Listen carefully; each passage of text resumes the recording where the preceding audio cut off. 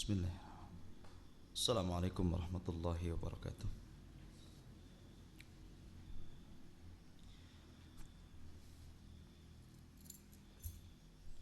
Innal hamdalillah nahmaduhu wa nasta'inuhu wa nastaghfiruh wa na'udzu billahi min sururi anfusina wa sayyiati a'malina. Man yahdihillahu fala mudilla lahu wa may yudlil fala hadiya lahu. Asyhadu an la ilaha illallah wahdahu la syarika lahu wa asyhadu anna Muhammadan abduhu wa rasuluhu alladzi la nabiyya ba'dahu. Qala Allah ta'ala ya ayyuhalladzina amanu taqullaha haqqa tuqatih wa la tamutunna illa wa antum muslimun. Ya ayyuhan nasu taqu rabbakum alladzi khalaqakum min nafsin wahidah wa khalaqa minha zawjaha wa batha minhuma rijalan katsiran wa nisaa wattaqullaha alladzi tasaaluna bihi wal arham innallaha kana 'alaikum raqiba. Fa inna asdaqal hadithi kitabullah wa khairal huda huda Muhammadin sallallahu alaihi wasallam wa syarrul umuri muhdatsatuha wa kullu muhdatsatin bid'ah wa kullu bid'atin dhalalah wa kullu dhalalatin finnar. Ajaranillahu wa iyyakum minadh dhalalati wan nar.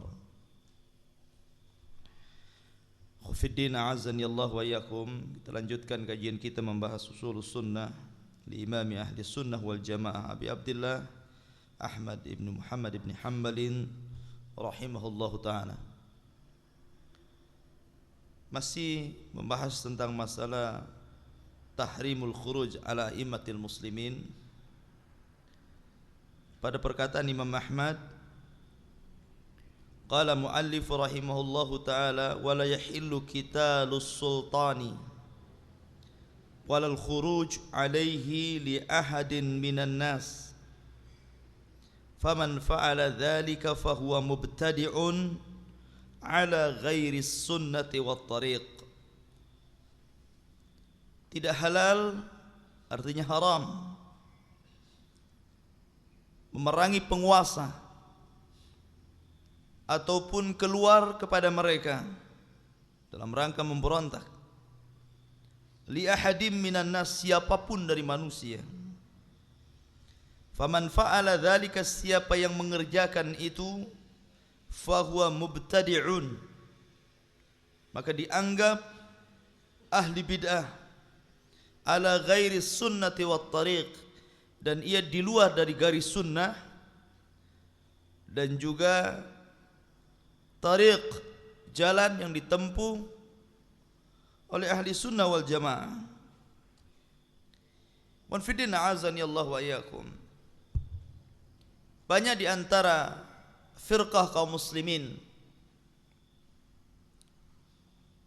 yang dasar manhaj mereka justru membolehkan untuk melakukan pemberontakan kepada para pemimpin, terlebih kalau pemimpin itu zalim atau fasik, seperti orang-orang Khawarij, Syiah Zaidiyah dan yang lainnya. Apa yang mereka lakukan bukan tidak berdasar, ikhwan. Mereka memiliki dalil yang dijadikan sandaran oleh mereka. Salah satunya adalah mereka banyak mengambil ayat-ayat tentang perintah al-amru bil ma'ruf wan nahyu anil munkar yang terdapat dalam Al-Quran dan Sunnah Rasulullah sallallahu alaihi wasallam, digiring dan dibawa untuk menjadi dalil dan dasar bolehnya melakukan pemberontakan, dan pemberontakan dibuat sedemikian rupa dengan bahasa yang santun. Kita tidak memberontak, tapi kita ingin menasihati. Karena Allah dan Rasulnya memerintahkan untuk mencegah kemungkaran. Man ra'a minkum munkaran falyughayyir biyadihi. Wanfidina azani Allah wa iyyakum. Sebagian mereka bahkan berdalil dengan ayat wa ta'awanu 'alal birri wat taqwa wa la ta'awanu 'alal itsmi wal udwan. Tolong menolonglah kalian dalam perbuatan baik dan ketakwaan, dan jangan tolong menolong dalam perbuatan dosa dan kemaksiatan atau permusuhan. Wajhul istidlalnya adalah mereka mengatakan annal ayata tadullu ala adami ta'awun 'alal itsmi wal udwan ma'al iman fa inda dzalika yajibul khuruj 'alaihim.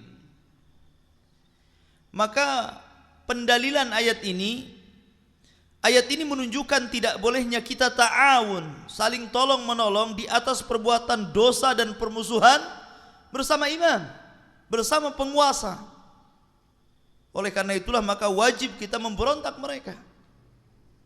Kalau saudara merasa ridho atau membiarkan penyimpangan yang ada pada penguasa kita, kezaliman yang ada pada penguasa kita, maka secara langsung ataupun tidak langsung kita ridho dengan perbuatannya dan masuk dalam kategori wa ta'awanu 'alal itsmi wal udwan.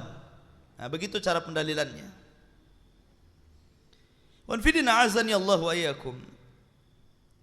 Bahkan saya katakan bahwa ketika mereka melakukan demonstrasi atau mudhaharah, terlebih dalam hati mereka sudah ada keinginan untuk menjatuhkan penguasa yang sah, maka hakikatnya mereka telah tolong menolong di atas perbuatan dosa dan permusuhan. Bagaimana tidak? Sebab orang yang melakukan demonstrasi walaupun tidak menjatuhkan pemerintah, itu sudah banyak madaratnya. Apalagi kalau sudah niat menjatuhkan pemerintah, tentu madaratnya lebih besar daripada itu. Besar, ikhwan. Tidak ada sepanjang sejarah kisah orang yang memberontak kepada pemerintah melainkan berakhir dengan pertumpahan darah. Sebutkan kepada kita satu kisah ulama salaf, kalau saudara memang memiliki kisah itu.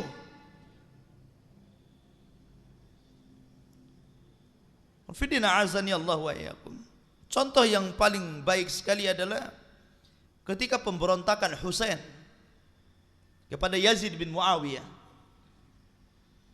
Ketika itu Husain dihasut oleh orang-orang Syiah yang ada di Irak dengan meminta Husain agar datang ke Irak supaya orang-orang Irak membaiat Husain dan merebut kembali tahta kekuasaan Yazid bin Muawiyah. Dan berbeda dengan abangnya Hasan. Kalau Hasan justru kekuasaannya diberikan kepada Muawiyah, bapaknya Yazid. Tapi di masa Yazid, Husain ingin merebutnya kembali. Dalam kondisi yang lemah, tidak memiliki kekuasaan dan pasukan, hanya hasutan orang-orang Syiah yang ada di Irak. Akhirnya belum terjadi pertumpahan darah, dia sudah terbunuh di perjalanan, dan beberapa orang yang bersamanya. Ikhwan fillah azani Allah wa iyyakum. Kemarin kita sudah menjelaskan bahwa kita boleh melakukan pemberontakan kepada penguasa dengan catatan intarau kufran bawahan. Kalau andai kata kamu melihat kekufuran yang nyata pada pemerintah itu pun melihat masalah dan mafsadah. Melihat masalah dan mafsadah.